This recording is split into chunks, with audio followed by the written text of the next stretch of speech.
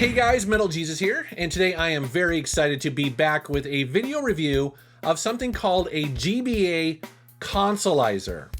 And basically what it is it takes the guts of a real Game Boy Advance and it has this own enclosure, but it turns it into a real console with 720p digital video output. Now, some of you who have been following this project may have already seen the previous version of this where they basically bolted on what was needed onto a real Game Boy Advance shell. But now you can see they're taking it a step further and turning it into basically a little mini console.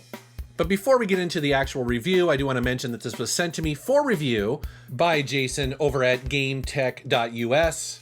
Now, they're not paying me for this video, and I'm not getting a commission off of the sales or anything like that. So all of the opinions are my own, and as you'll see, there are some things I just absolutely love about this, and there's a couple things that could use a little bit of work. Let's go ahead and walk around the device and talk about some of its features. Now, the big one is, of course, going to be the 720p digital video output. It is absolutely glorious, and I'm going to show you a bunch of samples of that.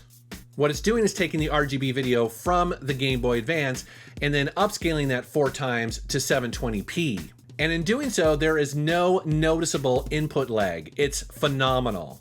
Another thing that this does is 60 Hertz with VSync, so there's absolutely no stutter or screen tearing.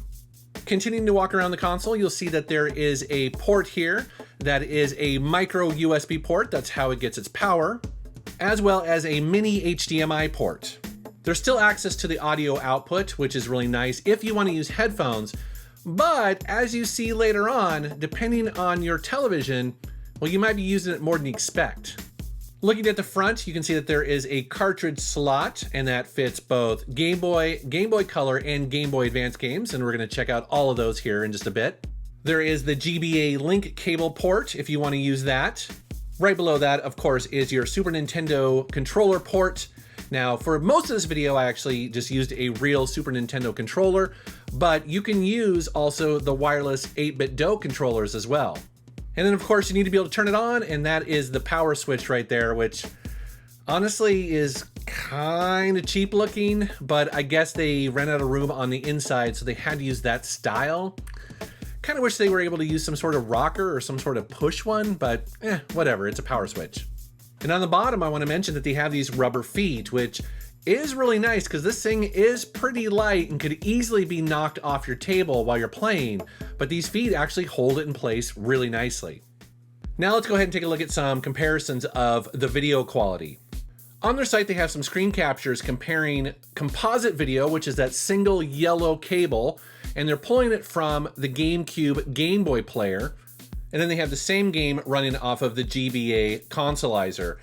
And as you can see, it is just night and day difference. And let's be honest, I mean, I think that's to be expected because composite is typically the lowest quality that most of us would probably ever want to use. And upgrading to this is just night and day. It looks absolutely fantastic. For this video, I wanted to do a comparison that might be a little bit closer to what some of you are already running, and that is emulation. So for this video, I'm going to choose to compare the GBA CONSOLIZER to the Retron 5. The first game I'm going to check out is Metroid Zero Mission. I love this game and I've played it a bunch of times, so it's a good test for me to compare it both on the GBA CONSOLIZER as well as the Retron 5. And in this footage, I'm going to go back and forth and just notice down in the corner, I'm going to put a label there as to what you're looking at, because as you're going to see, actually, visually, I think they're pretty close. But, and this is something that I didn't necessarily expect to discover, and that is the lag and the stutter on the Retron 5 suddenly became incredibly apparent to me. Now, don't get me wrong, I have been using the Retron 5 for a couple years now, and for what it does, actually, I think it's a pretty good value. And for the most part, I'm not one of those guys who is really sensitive to lag, but when you go back and forth with a device like this, when you play this game on the real GBA hardware outputting to 720p through the CONSOLIZER and you go back and forth, it's shocking. I would never go back to playing it on the Retron 5 if given the chance. It's night and day difference. But how do they compare visually? And we're gonna go back and forth here looking at the Consolizer and then to the Retron 5, and we're zoomed in on a couple different scenes here to try to compare the two. And this is where I think it really comes down to maybe your preference, because they are extremely close. Yes, there is a slight difference. Maybe it's in the contrast or the brightness, but for the most part, actually, I think that they both look pretty decent. But really, it's the complete lack of any input lag on the Consolizer that really just blew me away. It feels fantastic. Let's go ahead and check out another game. This is Castlevania Circle of the Moon. Now, I chose this one because it has a demo mode and it plays exactly the same way, so we can compare the two side by side. And I think visually, they are both pretty close. I mean, yes, there are slight differences, but you know, they're not that far apart. But again, the GBA Consolizer has zero input lag, and just like Metroid before it, that's hard to beat. I mean, it's an action game. You're gonna want the most responsiveness that you can get out of it. So playing it on it is just fantastic. Now let's go ahead and try something a little bit more challenging, and that is Lego Drone Racers. So this is a 3D racing game for the Game Boy Advance. It's very unusual, and as you see here, when you put it into the Retron 5, it won't run it at all. And this is not the only game that is kind of unusual on the Game Boy Advance that the Retron 5 doesn't run. Some of these 3D games just don't work at all. But again, on the GBA Consolizer, because it is actual hardware, it runs just fine. Although it's a little bit weird looking, a little bit washed out, and I think that's just to be expected because, again, the game really pushes the hardware. So probably now is a good time to talk about the features built into the Consolizer so that you can get the most from your games. You can bring up the menu at any time by pressing select and down on the controller, and we're going to go ahead and hop into video options here. Smooth is probably fairly self-explanatory, but basically what it does is it tries to smooth out the overall image.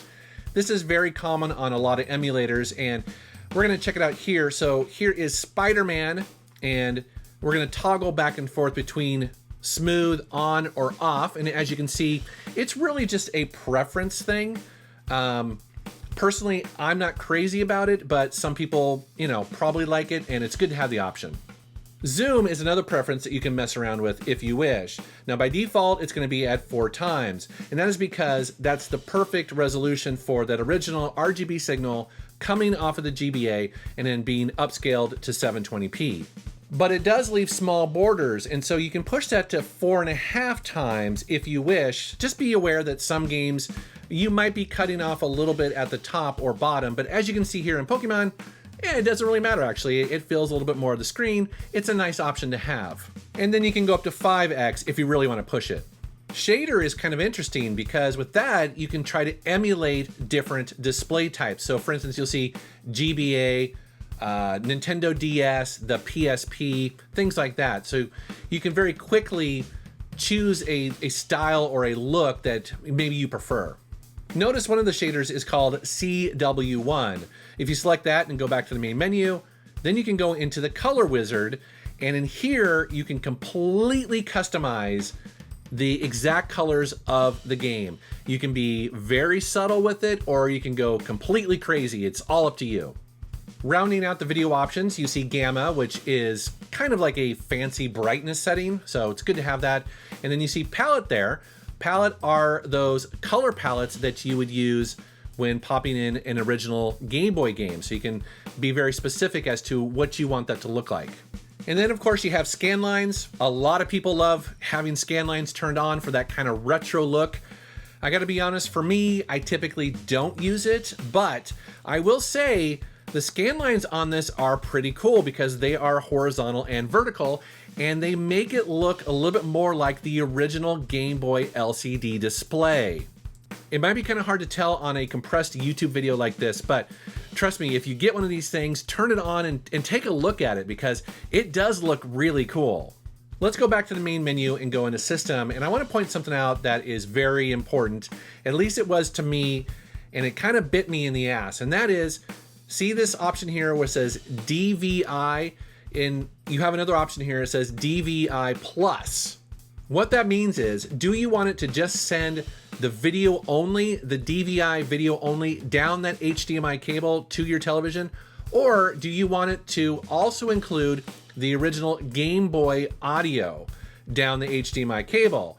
Sounds like it'd be simple, right? Not so much. Because the Game Boy audio is kind of funky, and so if you try to send it down the HDMI cable, your television may not recognize it and display nothing. That's exactly what happened in my game room and also in my living room. I actually had to turn this option off just to even capture the gameplay footage. My Elgato game capture didn't work initially because it didn't understand what that audio was coming over the cable.